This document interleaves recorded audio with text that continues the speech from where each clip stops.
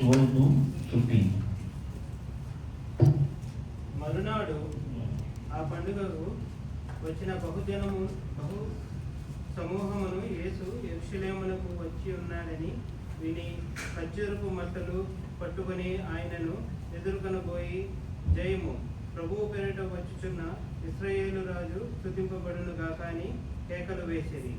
సియోను కుమారి, భయపడకుము, ఇదిగో నీ రాజు గాడిద పిల్ల మీద ఆసీనుడై వచ్చుచున్నాడు అని రాయబడిన ప్రకారము యేసు ఒక చిన్న గాడిదను కనుగొని దాని మీద కూర్చుండెను. ఆయన శిష్యులు ఈ మాటలు మొదట గ్రహింపలేదు గాని యేసు మహిమపరచబడిన హల్లెలూయా. మరి ప్రార్థన చేసుకుందాం. అందరం కూడా తలలో ఉంచి కళ్ళు మూసినట్లయితే. మహాగణుడా యేసయ్య, మీ పరిశుద్ధ పాదములకు వందనాలు చెల్లిస్తున్నాం తండ్రి నాయన. ఇదిగో ప్రభు తండ్రి నాయన, ఆరాధనలో ప్రభా మీ ఆత్మతో ప్రభా మమ్మల్ని నడిపించిన విధానం బట్టి మీకు వందనాలు చెల్లిస్తున్నా. తేలాదిన ప్రభా విన్న సాక్ష్యాల్లో కూడా తండ్రి నాయన మీరు కృపను చూపించారు తండ్రి.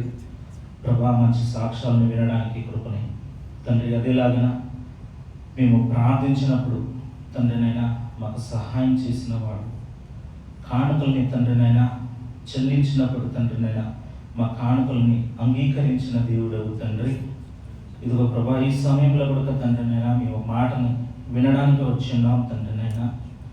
ఇదిగో ప్రభా మీ మాటలు తండ్రినైనా రెండంచుల ఖడ్గమని తండ్రినైనా సెలవిస్తున్నది ప్రభా వాక్యంలో తండ్రినైనా. ఆ యొక్క వాక్యాన్ని ప్రభా మేము తండ్రినైనా ధ్యానించడానికి వచ్చినాం తండ్రి. ప్రభా నీ మాట్లాడవచ్చుండగా తండ్రినైనా నా మాటలు కాకుండా పరిశుద్ధాత్మ దేవా ఇదిగో నా తండ్రినైనా నన్ను మరచి తండ్రినా ప్రభా తండ్రినైనా మీరు ప్రభా నా ద్వారా మీరు మాట్లాడాల్సిందిగా ప్రార్థిస్తున్నాను తండ్రినైనా. నా నోటి ద్వారా తండ్రినైనా ఏ ఒక వ్యర్థమైన మాటలు కూడా రాకుండా తండ్రినైనా మీకు ప్రీతికరమైన ప్రభా మాటలు పలకడానికి కృపను అనుగ్రహించండి తండ్రినైనా. నన్ను నేను ప్రభా పరిపూర్ణంగా తండ్రినైనా సమర్పించుకుంటున్నా తండ్రినా. ప్రభు మా ఒక్కొక్కరితో ప్రభు మీరు మాట్లాడండి. పరిశుద్ధాత్మ దేవా మీరు మమ్మల్ని నడిపించండి. మీ నామానికి మహిమ కలుగును గాక. యేసయ్య మహాపరిశుద్ధ నామములో ప్రార్థించి పెడుతున్నాం పరమ తండ్రి. హల్లెలూయా, హల్లెలూయా. మరి మనకి బాగా తెలుసు రాబోయే ఆదివారం కూడా మటల ఆదివారం అంటే పామ్స్ అంటే. సో ఆ రోజు ఆ సందర్భంగా మరి ఈ రోజున ఆ యొక్క జయకరమైన ప్రవేశం మరి ఆ యొక్క అంశం మీద ఈ రోజున మాట్లాడాలని ఆశిస్తున్నాను. ప్రభు మనతో కూడా ఆయన మాట్లాడను గాక. హల్లెలూయా. ట్రయంఫల్ ఎంట్రీ, ఇంగ్లీష్లో ట్రయంఫల్ ఎంట్రీ అని అంటారు అనమాట. అంటే జయకరమైన ప్రవేశం. ఎందుకు ఇది జయకరమైన ప్రవేశంగా అని మనము ఈ రోజున చూడవచ్చున్నాం. మనము ఇక్కడ కూర్చునే వాళ్ళు ఇంచుమించు రక్షణ పొందిన నుండి చాలా మెసేజెస్ ఈ యొక్క మట్టల ఆదివారం గురించి మీరు వినవచ్చు. అయినప్పటికీ కూడా ప్రభు మనతో మాట్లాడే దేవుడు. హల్లెలూయా, హల్లెలూయా. ఆయన పరిశుద్ధాత్మ దేవుడు మన మధ్యలో ఆయన నివసించి మనతో కూడా ఆయన వాక్యముని పంపించి మనల్ని ఆదరించి ఆయన మనల్ని స్వస్థపరిచే దేవుడై ఉన్నాడు. హల్లెలూయా. ఆ పరిశుద్ధాత్ముని మీద ఆధారపడి ఈ రోజున వాక్యాన్ని కూడా విందాం. మరి మనం చూసినట్లయితే ఈ యొక్క జగత్ పునాది వేయక మునుపు ఆయన సకలాన్ని సృష్టించిన దేవుడు. హల్లెలూయా. ఎలాగైతే పునాది వేయక మునుపు మనల్ని ఎన్నుకున్నాడో ఆయన పునాది ముందుగా ఆయన ఉన్న దేవుడు. హల్లెలూయా. ఆయన సకలాన్ని సృష్టించిన దేవుడు. అటువంటి దేవుడు ఒక సాధారణ వ్యక్తిగా ఈ లోకంలోకి ఆయన ప్రవేశించాడు. ఆయన దీనుడుగా ఈ లోకంలో జన్మించాడు. హల్లెలూయా. జన్మించి ఆయనకున్న ఆ యొక్క శక్తిని బట్టి ఆయన వేలాది దూతలతో సహా ఈ లోకంలో ఆయన నివసించుండొచ్చు. కానీ ఆయన ఆ యొక్క ఘనతను ఎన్నుకోలేదు. అయితే అన్ని కూడా ఆయన త్రోసివేసి పక్కకు పెట్టి ఆయన దీనుడుగా ఈ లోకానికి వచ్చి ఆయన మనలాగా ఆయన సంచరించాడు అన్నమాట. హల్లెలూయా. నీకులాగా నాకులాగా ఆయన ఈ లోకంలో ఆయన సంచరిస్తూ వచ్చాడనమాట. అటువంటి దేవుడు మనం ఆరాధిస్తున్న మన ప్రభు అయిన యేసుక్రీస్తు. హల్లెలూయా. ఎవ్వరు కూడా ఆయన ఎవరనే ఆ గ్రహింపు కలగలేదన్నమాట. ఎవ్వరు కూడా ఆయన దేవుడని మనము బైబిల్ క్లియర్గా మనం ఒక్కొక్కటి చదువుకుంటూ వచ్చినట్లయితే వారు గ్రహించలేదన్నమాట. బైబిల్లో కూడా ఆ వాక్యం రాయబడి అన్నది, వారు గ్రహింపలేదని కూడా రాయబడింది. అటువంటి ఆ దేవాతి దేవుడు ఈ లోకానికి నరుడుగా దిగి వచ్చాడు. ఆయన నరుడుగా దిగి వచ్చింది మాత్రం కాదు, ఆయన ఎప్పుడైతే పరిచర్యను ప్రారంభించారో, ఆయన పరిచర్యను ప్రారంభించినప్పుడు మరి ఆయన అందరూ సాధారణంగా అనుకున్నారు ఆయన ఒక బోధకుడని, రబీ అని అనుకున్నారు అన్నమాట. రబీ అంటే అది ఒక మంచి పెద్ద స్థాయి అన్నమాట. ఆ రోజులలో రబీ అనేది ఒక గొప్ప స్థాయి అన్నమాట. సో రబీ అని అనుకున్నారనమాట. వారి స్వంత కుటుంబస్తులు ఏమన్నారు, తన్ని ప్రశ్నించారు, యేసు ప్రభుని ప్రశ్నించారు. అది మాత్రం కాకుండా ఆయన ఎక్కడల్లా ప్రజలకు మరి సువార్తను చెప్పారో, ఎక్కడల్లా ఆయన బోధించాడో ప్రజల హృదయాలు మార్చబడ్డాయి. అనేకమైన ప్రజలు హృదయాలు మార్చబడ్డాయి. కొన్ని సందర్భాల్లో మనం చూసినట్లయితే ఆయన మాట్లాడేటప్పుడు ఆ మాటలు ప్రజలకు హృదయానికి మంచిగా అనిపించకుండా అనేకమైన శిష్యులు ఆయన్ని వదిలి వెళ్ళిపోయారు అన్నమాట. వారు గ్రహింపలేదు. ఆయన ఎవరనేది గ్రహింపకుండా ఆయన ఆ యొక్క వాళ్ళతో యేసు ప్రభుతో ఉన్నవారు కూడా అనేకులు విడిచి వెళ్ళిపోయారు అన్నమాట. అంటే ఆ యొక్క మాటల్ని వారు తీసుకోలేని పరిస్థితి. హల్లెలూయా. అటువంటి పరిస్థితుల్లో ఆయన పరిచర్య చేస్తూ ఉన్నాడు. అయినప్పటికీ కూడా కొందరు మరి అద్భుతాన్ని పొందుకున్న వారు ఆయన ఎవరిని మనము అక్కడక్కడ చదివినట్లయితే వారు గ్రహించారన్నమాట. గ్రహించిన వారితో యేసు ప్రభు ఏం చెప్పారంటే, ఈ విషయము ఎవరితో చెప్పొద్దు. హల్లెలూయా. ఎవరితో చెప్పొద్దని ఆయన వెళ్ళిపోయారన్నమాట. హల్లెలూయా. అటువంటి పరిస్థితుల్లో, అంత దీనమైన పరిస్థితుల్లో అంత సాత్వికమైన జీవితాన్ని జీవించాడు సర్వాన్ని సృష్టించిన యేసయ్య. హల్లెలూయా.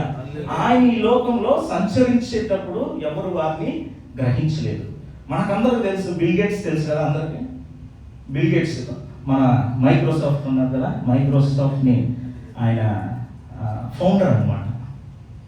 సో ఆ మైక్రోసాఫ్ట్ని కనిపెట్టిన ఆయన భారతదేశానికి ఒకసారి వచ్చారు. ఆయన జస్ట్ అలాగా వీధుల్లో నడిచేటప్పుడు అందరూ కూడా చాలా మంది ఫోటో ఎత్తారు. ఒక వీడియో మీరు చూస్తుంటారు, ఒక టీ అమ్ముకునే ఒక వ్యక్తిని కూడా ఆ టీ షాప్కి వెళ్ళి జస్ట్ ఒక ఛాయ్ తాగాడు అనమాట. ఛాయ్ తాగిన వెంటనే వాడి స్టేటస్ అసలు వాడు ఊహించని స్థాయికి వెళ్ళిపోయింది అనమాట. వాడు ఛాయ్ ఇచ్చాడంటే 2 లక్షలు అనమాట. అలాగా వాడి పరిస్థితి మారిపోయింది. సో అంత ధనవంతుడైన బిల్ గేట్స్ వచ్చినప్పుడు ఒక వ్యక్తి యొక్క జీవితం మారింది. ఈ సర్వలోకాన్ని సృష్టించిన దేవుడు ఈ లోకానికి వచ్చి ఆయన సంచరించేటప్పుడు ఆయన ఎవరని గ్రహింపలేదంట. హల్లెలూయా. ఆయన ఎవరని తెలుసుకోలేదంట.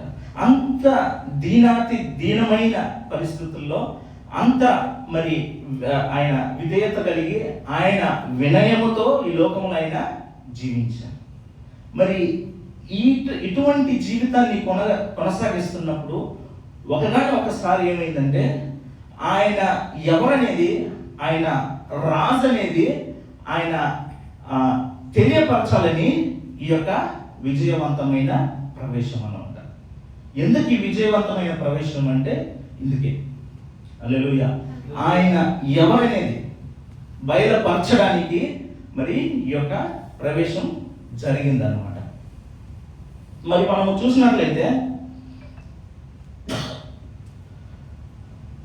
ప్రభువైన యేసుక్రీస్తు ఆ యొక్క యెరూషలేం పట్టణానికి ఆయన ప్రవేశమై వెళ్తున్నాడు అనమాట. ఇది ఈ యొక్క సందర్భం జరిగేటప్పుడు అక్కడ పస్కా అనే ఒక పండుగ ఆచరించేవారు అనమాట. యూదులు పస్కా అనే పండుగ ఆచరించేవారు అనమాట. ఈ రోజు కూడా వారు ఆచరించేవారు. ఈ యొక్క పండుగకి అప్పుడు ఆ రోజుల్లోనే 10 లక్షల మందిలో వచ్చేవారంట. అక్కడ ఎక్కడైతే చదివిన వారు ఉంటారు కదా, అక్కడ నుండి వారందరూ కూడా ఆ యొక్క యెరూషలేముకు వచ్చి ఈ యొక్క పస్కాని ఆచరించి దాని తర్వాత వాళ్ళ చోట్లకి వెళ్ళిపోతారు. సేమ్ అదేలాగానే ఈ రోజున కూడా జరుగుతుంది అనమాట. ఆ రోజుల్లోనే అంతమంది వచ్చారు.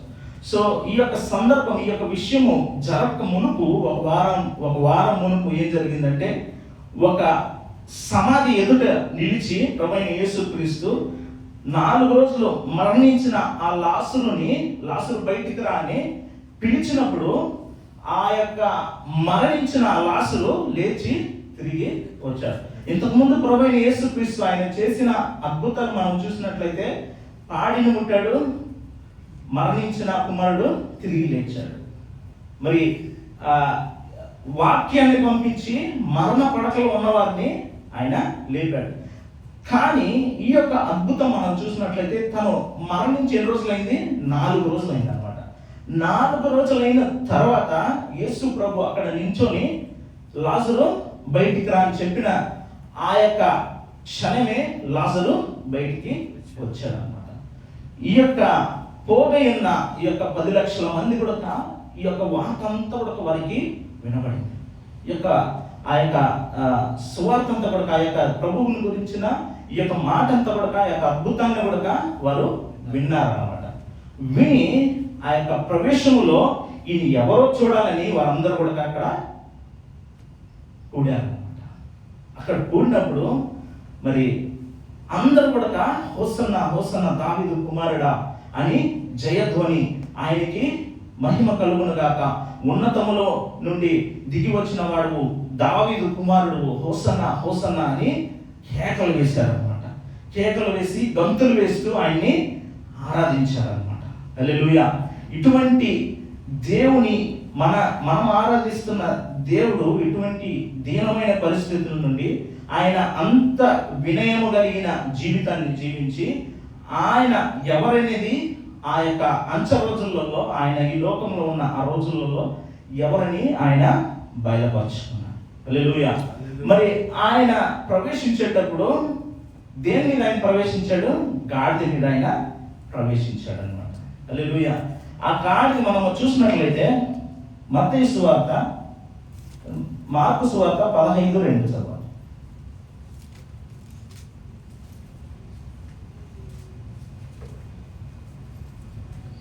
పిలాతు, యూదుల రాజు నీవేనా? సారీ మార్కు సువార్త 11:2. మీ ఎదుటనున్న గ్రామమునకు వెళ్ళుడి, అందులో మీరు ప్రవేశింపగానే కట్టబడిన ఒక గాడిద పిల్ల కనబడును. దాని మీద ఏ మనుషుడును ఎప్పుడునూ కూర్చుండలేదు. దాని విప్పి తోలుకురండి. కట్టబడిన, ఇక్కడ 2 పదాలు నేను మీకు చెప్పాలి. 2 విషయాలు నేను చెప్పి నేను ముగిస్తాను. కట్టబడిన గాడిద. ఆ కట్టబడిన గాడిదని ఏం చేయమన్నాడు? విప్పి తీసుకొని రమ్మన్నాడు. ఈ గాడిద అనేది మనం చూసినట్లయితే పాత నిబంధన నుండి ఉందన్నమాట. గాడిదని మనము పాత నిబంధనలో మనము చూసినట్లయితే గాడిదని అంటే నిర్గమకాండం 13:13 చదవండి.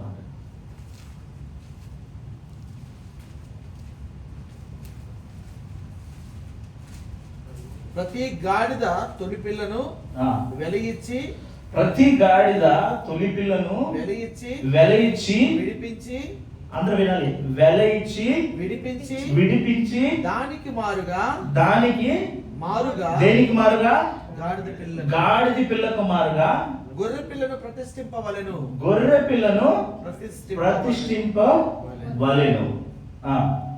అట్లు దానిని విడిపించిన ఎడల దాని మెడను విరగదీయవలెను. అంటే ఈ గాడిద అనేది అసలు బలి కూడా అది ప్రయోజనం లేదన్నమాట. గాడిది బలి ఇవ్వడానికి కూడా ప్రయోజనము లేని ఒక జంతువు అన్నమాట. సో అటువంటి జంతువు, హల్లెలూయా. సో అటువంటి జంతువుని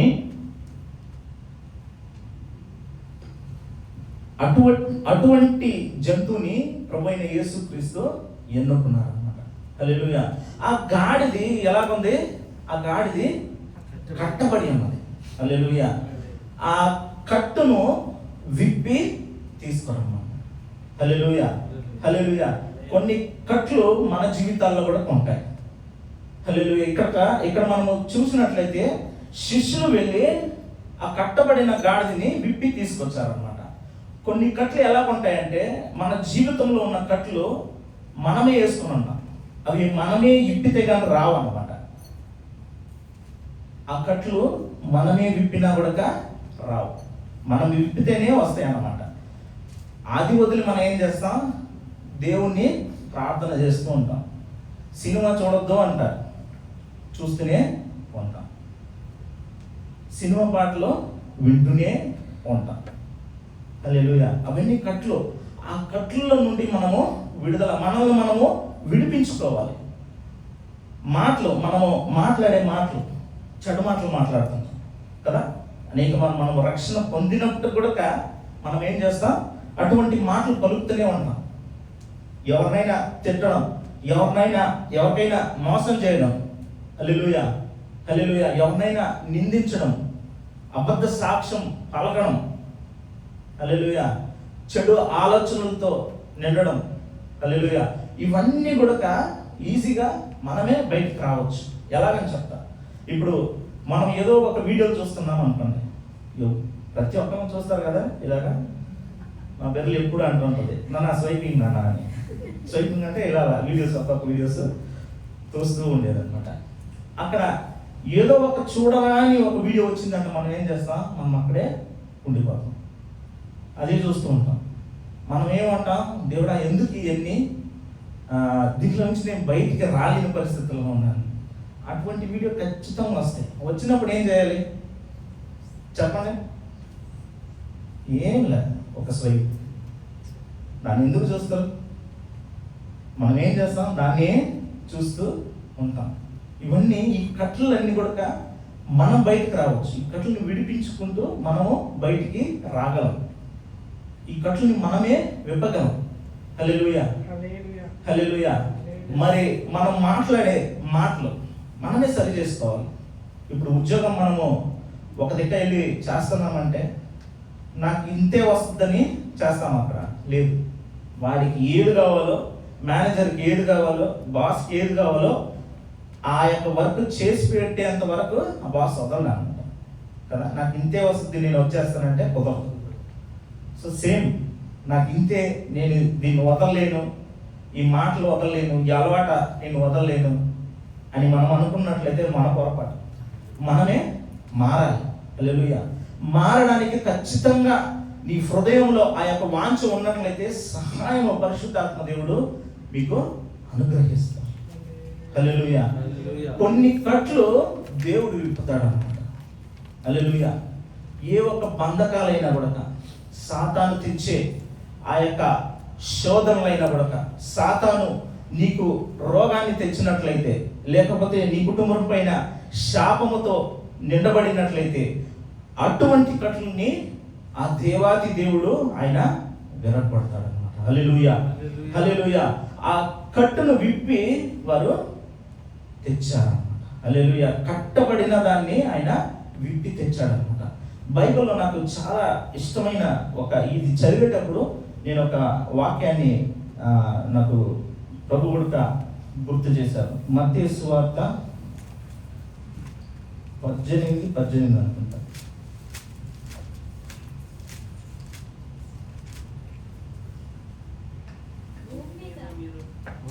చదవండి.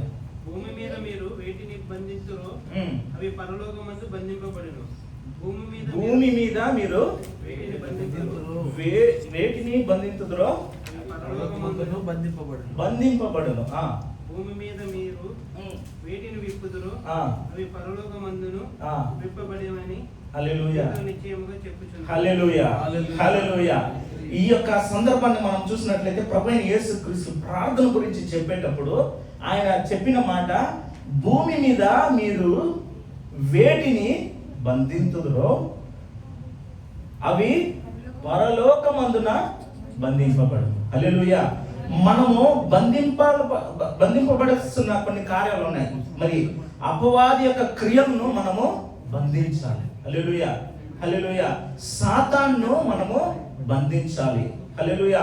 మన పైన ఉన్న కట్లను మనము విప్పాలి. హల్లెలూయా. భూమి మీద వేటిని విప్పుదురో అవి పరలోకమందును విప్పబడును.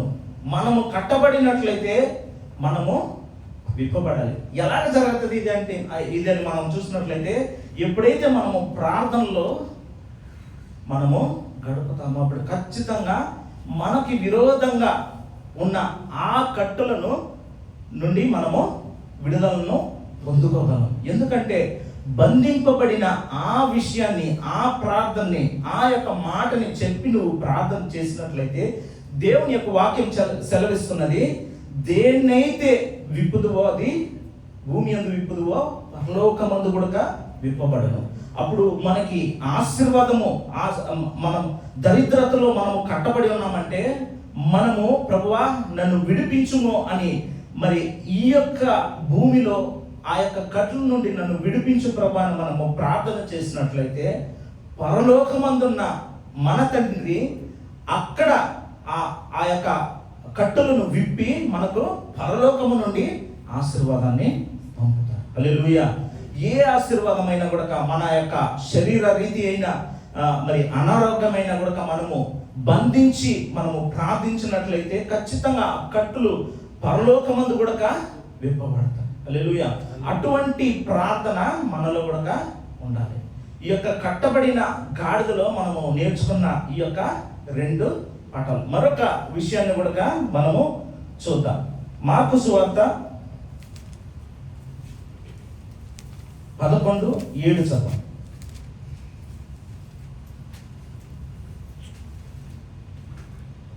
అతడు లోపలనే ఉండి, నన్ను తొందర పెట్టవద్దు, తలుపు వేసి ఉన్నది, నా చిన్న పిల్లలు నాతో కూడా పండుకొని ఉన్నారు, నేను లేచి ఇయ్యలేనని చెప్పునా. వారు ఆ గాడిద పిల్లను యేసు వద్దకు తోలుకొని వచ్చి తమ బట్టలను దానిపై వేయగా గాడిద పైన ఏం వేశారు? బట్టలను వేశారు. దానిపై వేయగా ఆయన దాని మీద కూర్చుండెను. మొదటగా మనం చూసాము, కట్టబడిన గాడిదని విప్పాం. హల్లెలూయా. విప్పమని చెప్పాడు. రెండో విషయము, మరి గాడిద పైన బట్టలను వేశారు. గాడిది పైన బట్టలను వేశారు. గాడిదికి మనము చూసినట్లయితే ఆ గాడిది బట్టలు అనేవి ఎప్పుడు మనము కప్పుకుంటామంటే ఆ మహిమను మనము పోగొట్టుకోకుండా. ఇప్పుడు రాజు ఉన్నాడు అనుకోండి, కువైట్ రాజు ఉన్నాడు అనుకోండి, మనలాగా బట్టలు వేసుకుంటాడు అతను? వేసుకోడు. రాజు బట్టలే ఆయన ధరిస్తాడు. హల్లెలూయా. మరి గాడిదికి అసలు బట్టలు అవసరం లేదు. హల్లెలూయా. కట్టబడిన గాడిది విప్పబడిన తర్వాత దాని యొక్క గౌరవాన్ని, దాని యొక్క స్థాయిని పెంచడానికి బట్టలు కప్పబడ్డాయి. మనకు కూడా నీతి అనే వస్త్రాన్ని ప్రభు ధరించి ఉన్నాడు. హల్లెలూయా. ఆ నీతి అనే వస్త్రాన్ని మనకి ధరించున్నాడు కాబట్టి మనము ఆయన బిడ్డలముగా మారితిమి. తప్పిపోయిన కుమారుడు ఇంటికి చేరినప్పుడు తండ్రి ఏం చేశాడు? బట్టని ఇచ్చాడు, ప్రశస్త వస్త్రాన్ని ఇచ్చాడు. వస్త్రం అనేది ఆ ఘనతకు సాదృశ్యముగా ఉన్నది. హల్లెలూయా. మనల్ని కూడా ఆయన నీతి అనే వస్త్రంలో మనల్ని కప్పి ఉన్నాడు. హల్లెలూయా. హల్లెలూయా. ఆ దేవాతి దేవుడు మన ప్రతి ఒక్కరిని కూడా తన మహిమతో ఆయన కప్పి ఉన్నాడు. ఈ ఎన్నిక లేని గాడిద పైన వస్త్రాల్ని వేసి ప్రభువైన యేసుక్రీస్తు ఎక్కి కూర్చున్నాడు. హల్లెలూయా. హల్లెలూయా. మరి అదేలాగున ఆ యొక్క గాడిదకి, విడిపించబడిన గాడిదకి ఇంకా విలువ కలగాలని ఆ గాడిద పైన వస్త్రాన్ని వేసి ఎవరెక్కి కూర్చున్నారు? యేసు ప్రభు ఎక్కి కూర్చున్నారు. మనం కూడా విలువ లేని జీవితాల్ని మనము జీవించేటప్పుడు మనకి నీతి అనే వస్త్రాన్ని ఇచ్చి ఆయన మనలో వచ్చి ఆయన నివసించాడు. హల్లెలూయా. హల్లెలూయా. ఆయన మనలో నివసించేటప్పుడు మనము ఏ కట్టుల్లో అయితే మనము బంధింపబడి ఉన్నామో ఆ కట్టుల నుండి మనకు విడుదలని ఆయనే అనుగ్రహిస్తారు. హల్లెలూయా. అందుకని ఆయన విజయోత్సవమైన ఆ యొక్క ప్రవేశం అని ఇక్కడ మనము చూస్తూ ఉన్నాం. ఆయన ఎందుకు ఈ విజయోత్సవమైన ప్రవేశాన్ని ప్రవేశించాడంటే మనల్ని దీనులమైన మనల్ని హెచ్చించడానికి. హల్లెలూయా. నిన్ను నన్ను ఆయన పైకి లేవనెత్తడానికి, నిన్ను నన్ను ఆయన హెచ్చించడానికి, నిన్ను నన్ను ఆయన తలగా చేయడానికి, తాగా చేయడానికి కానే కాదు. హల్లెలూయా. నిన్ను మహిమ పరచాలని ఆయన దారిద్ర్యతను పొందారు. హల్లెలూయా. మనము యోహాను సువార్త 26వ వాక్యంలో మనము చూసినట్లయితే ఒక్క విషయాన్ని మాత్రం మనం చదువుదాం.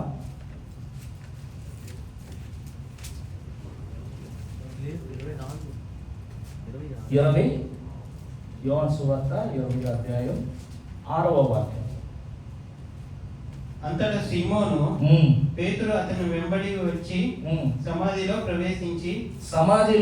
ప్రవేశించి నారబట్టలు పడి ఉండటయు, నిదానంగా చదవండి, నారబట్టలు పడి ఉండటయు, ఆయన తల రుమాలు నారబట్టల యొద్ద ఉండక వేరుగా ఒక చోటు చుట్టి పెట్టి ఉండటయు. ఎలా ఉన్నాయంట?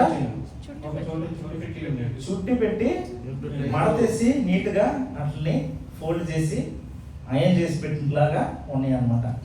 ఈ నార బట్టలు మనం చూసినట్లయితే ప్రభు అయిన యేసుక్రీస్తు ఆయన మరణించిన తర్వాత, ఆయన సిలువలో తన ఆఖరి బొట్టు రక్తము మన కొరకు కార్చిన తర్వాత ఆయన దేహాన్ని కిందకు దించి ఏం చేశారు? ఆ యొక్క దేహానికి నారబట్టను చుట్టి, ఆయన మెడకు చుట్టి, తలకు చుట్టి ఆయన్ని ఆ సమాధిలో పెట్టారన్నమాట. ఆయన 3వ రోజున తిరిగి లేచినప్పుడు ఆ యొక్క నారబట్ట విప్పబడి ఎలా ఉన్నదంట? చుట్టబడి. ఇంగ్లీష్ బైబిల్లో చాలా బాగుంటుంది, ఫోల్డెడ్ అని. చుట్టు అంటే మనం ఇలాగ అనుకుంటాం కదా, అలా కాదు. ఇంగ్లీష్ బైబిల్లో ఫోల్డెడ్ అని ఉంటుంది. ఇప్పుడు ఒక డైనింగ్ టేబుల్ ఉందనుకోండి. ఇప్పుడు ఒక రాజు వచ్చి తిని వెళ్ళిపోయాడు అనుకోండి. తిని వెళ్ళిపోతే తర్వాత ఏం చేస్తారు? ఆ టేబుల్ని క్లీన్ చేసి మరలా మడతీసి పెడతారు. ఆ క్లాత్ అంతా ఉంటుంది కదా, టేబుల్ క్లాత్ అంటాం కదా, ఆ క్లాత్ని మడతీసి పెడతారు. ఎందుకు మడతీసి పెడతారు? ఎందుకంటే మరలా వస్తాడనమాట రాజు. అక్కడ ఆ యొక్క బట్ట మడతబడి ఉన్న ఆ యొక్క మడతకు చుట్టబడి ఉన్న ఆ యొక్క బట్టకు సాదృశ్యం ఏంటంటే, ఎలాగైతే ప్రభు అయిన యేసుక్రీస్తు తిరిగి లేచి ఆయన పరలోకానికి ఎత్తబడ్డాడో అదే రీతిగా ఆయన మరలా తిరిగి రాబోతున్నాడు. హల్లెలూయా, హల్లెలూయా. ఈ వస్త్రం అనేది, ఆ యొక్క వస్త్రం అనేది సాదృశ్యము. ఈ యొక్క వాక్యంలో మనము చూసినట్లయితే ఆయన మరలా వస్తున్నాడనే విషయానికి సాదృశ్యంగా ఉన్నది. హల్లెలూయా. ఆయన మరలా వచ్చి ఏం చేస్తాడు? మనల్ని అందరిని కూడా ఆయన కొనిపోతాడు. హల్లెలూయా, హల్లెలూయా. ఈ లోకంలో మనకి నిరంతరం శాశ్వతం కాదు. ఈ లోకంలో మనకి కన్నీళ్లు, దుఃఖము, అవమానము, వేదన, ఎన్నో బాధలు, కష్టాలు ఉన్నప్పటికి కూడా మనము ఈ యొక్క విడిపింపబడిన బంధకాల నుండి, ఆ యొక్క కట్టులు విప్పబడిన ఆ యొక్క గాడిద జీవితం ఎలాగైతే మారిందో, మన బ్రతుకులు కూడా అలాగా మార్చబడి మనము ప్రభువైన యేసు క్రీస్తు ఆయన ఆశించలాగన మనము జీవించి అంతము వరకు ఎవరైతే మనం నిలుస్తామో ఆ యొక్క రాజ్యములోకి మనము ప్రవేశంగా మారుతాం. ఎందుకంటే ఆయన మరలా తిరిగి రాబోతున్నాడు. హల్లెలూయా, హల్లెలూయా. ఆయన ప్రవేశించిన వాడు ఆయన మరలా రాబోతున్నాడు. హల్లెలూయా, హల్లెలూయా. ఆయన మరలా వచ్చి మనల్ని ఆ యొక్క పరలోకమందు చేర్చబోతున్నాడు.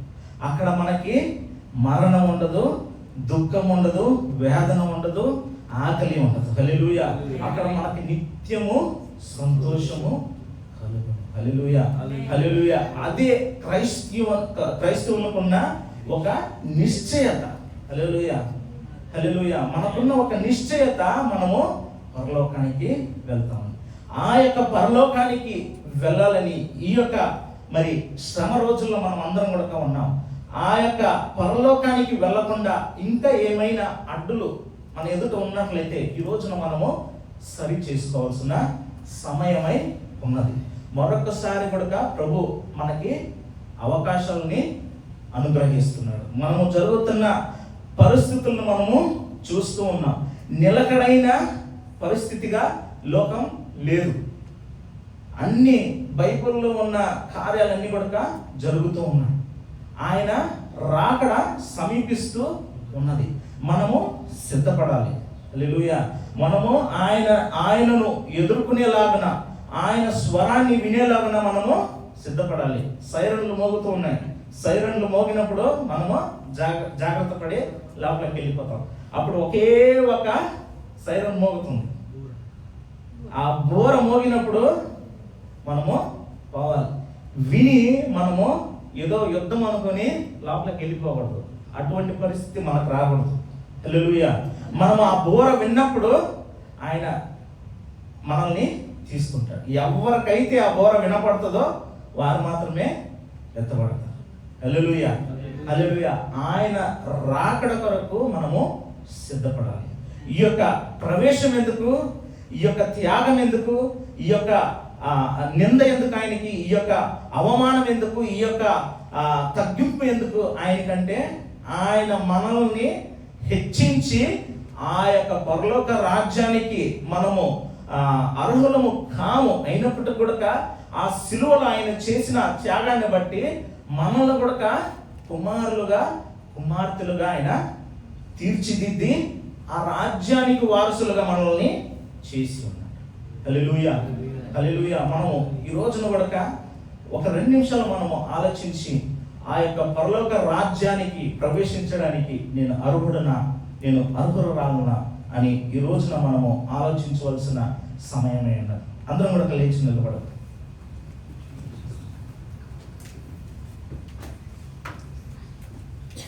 అందరు లేచి నిలబడి, ఒకవేళ కట్టబడి ఉన్నావా, ఆ గాడిది కట్టబడి ఉన్నది, కట్టబడి ఉన్న ఆ గాడిదని విడిపించారు. కొన్ని కట్లు నువ్వే విప్పాలి. నీ జీవితంలో ఉన్న, నీ కుటుంబంలో ఉన్న కట్టులు నువ్వే విప్పాలి. కొన్ని నా వల్ల కాలేదు ప్రభువా, నాకు ఈ కట్లు ఉన్నాయి అని నువ్వు ఉన్నట్లయితే ఆ కట్లు నువ్వు విప్పేవాడు మన ప్రభు అయిన యేసుక్రీస్తు. అవి కూడా యాక్సెస్ మనకి ఈ లోకం నుండి ఇచ్చున్నాడు. ఎలాగ ఇచ్చున్నాడంటే, ఈ భూమి యందు దేన్నైతే విప్పదువో అది ఆ పరలోకమందు విప్పబడును. ఈ భూమి యందు దేన్నైతే నువ్వు కట్టుదువో ఆ పరలోకమందు ఆ విషయము కట్టుబడును అని ప్రభు మనకు వాగ్దానాన్ని ఇచ్చి ఉన్నారు. మనమందరం కూడా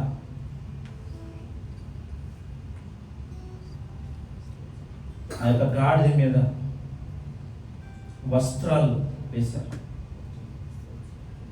మహిమ వచ్చింది ఆ గాడిద. మన కూడా నీతి అనే వస్త్రాన్ని ప్రభు ఇచ్చారు. దరిద్రులంగా ఉన్న మనల్ని శ్రేష్టమైన స్థాయిని ఇచ్చాడు ప్రభు మనకి. నీ గతాన్ని కాస్త ఆలోచించు చూడు. ఏ పరిస్థితి నుండి ప్రభు నిన్ను రక్షించాడో చూడు. ఏ పాడుదిబ్బలో పడి ఉన్నావో, పడి ఉన్నప్పుడు ఆయన నిన్ను లేవనెత్తాడో ఆ పరిస్థితిని చూడు. నిన్ను కడిగి శుద్ధీకరించి, నిన్ను అలంకరించి, నిన్ను కౌగిలించి, నిన్ను ముద్దాడి తన ప్రియుడుగా, తన ప్రియురాలుగా నిన్ను చేసుకున్నాడు. ఆ ప్రియుడు మనల్ని అందరిని కూడా తన ప్రియురాలుగా సంఘాన్ని ఆయన చేసి ఉన్నాడు. ఆయన మరలా రాబోచున్నాడు. ఇదంతా జరిగింది ఆయన సిలువలో మన కొరకు వధింపబడడానికి. ఆ సిలువ త్యాగం లేదంటే ఈ యొక్క మట్టల ఆదివారం, ఈ యొక్క పామ్ సండే అనేది వ్యర్థం. ఆయన సిలువ మరణము, పునరుద్ధానము లేదంటే ఆయన జన్మానికి కూడా, ఆయన పుట్టిన ఆ యొక్క రీతికి కూడా, ఆ యొక్క జన్మ రీతికి కూడా మరి విలువ లేనటువంటి పరిస్థితి. ఎందుకంటే ఆయన మరణాన్ని జయించి తిరిగి లేచాడు కాబట్టి ఆయన మహిమకు పాత్రుడుగా మారాడు. మనలోకి మహిమలోకి ఆయన ప్రవేశింపజేసి దేవుడై ఉన్నాడు. ఆ మహిమలోకి ప్రవేశించడానికి నువ్వు సిద్ధంగా ఉన్నావా? ఈరోజు ఒకవేళ నేను సిద్ధంగా లేను, నాలో ఈ లోటుపాట్లు ఉన్నాయి, నాలో ఈ కొరత ఉన్నది, ప్రభు నన్ను క్షమిస్తాడా అని ఒకవేళ నువ్వు ఆలోచించినట్లయితే ఇంకా దూరంగా ఉండదు ప్రభుని విడిచి. ఈ రోజున నిన్ను క్షమించాలని ఆయన ఆశిస్తున్నాడు. నిన్ను తన బిడ్డగా ఒక కొత్త వస్త్రాన్ని ఇచ్చి నిన్ను తన బిడ్డగా మార్చాలని ఆయన ఆశిస్తున్నాడు. సమర్పించుకో. అందరం కూడా ప్రార్థిద్దాం. మహాగణుడా యేసయ్యా, మీ పరిశుద్ధ పాదములకు వందనాలు చెల్లిస్తున్నాము నా తండ్రి నాయనా. ఇదిగో నా తండ్రి నాయనా, జయకరమైన ప్రవేశించింది తండ్రి నాయనా. ప్రభా, పరలోక రాజ్యానికి ప్రభా మమ్మల్ని వారసులుగా చేయడానికి తండ్రి, ప్రభా కట్టబడి ఉన్న తండ్రి నాయనా మమ్మల్ని విడిపించడానికి ప్రభా, ఇదిగో తండ్రి నాయనా ప్రతి ఒక్క కట్టులను ప్రభా ఈరోజు ప్రభా మీరు తండ్రి నాయనా విప్పినందుకు మీకు వందనాలు చెల్లిస్తున్నాము తండ్రి నాయనా. ప్రతి ఒక్క బంధకాల నుండి